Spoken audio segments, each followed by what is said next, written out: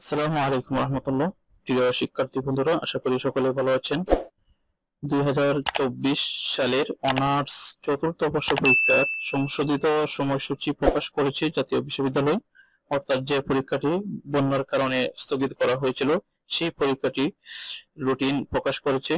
তো কবে হবে পরীক্ষা আজকের ভিডিওতে আমরা জানবো। ভিডিওটি ভালো লাগলে অবশ্যই আমাদের এই চ্যানেলটিকে সাবস্ক্রাইব করতে ভুলবেন না।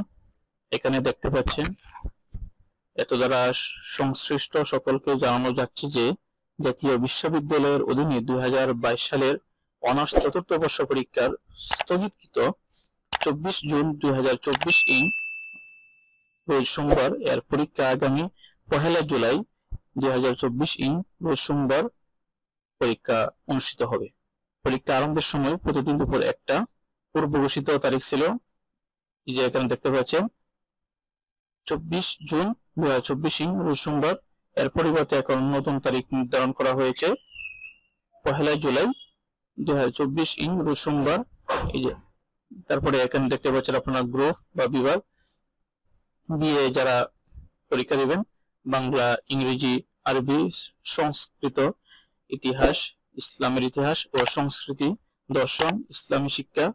এখানে একটি বিষয় লক্ষ্য রাখতে হবে, এই যে বিষয় পরিশেষে 17 আছে এই বিষয়গুলো পরীক্ষা হবে।